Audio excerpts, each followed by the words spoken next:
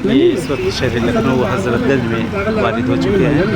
हजरतगंज आ गया है। सही, वो अपनी ड्यूटी कर रहा है। असल में 20-20 बंदा करके हम छोड़ेंगे नहीं, 180 बंदा बाहर हम तंबू का नाते लगा के। ये लखनऊ हजरतगंज में है इस वक्त। है ना भाईजान, मेरी बात सुने ना, SOP वगैरह भी तो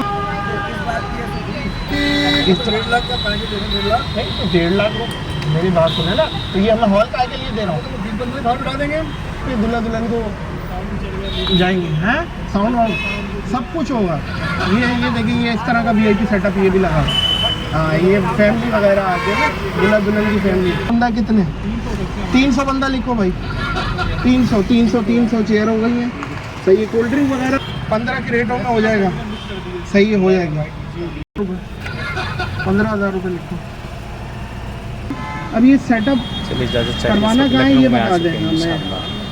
ये कहाँ? अन्नू भाई पार्क में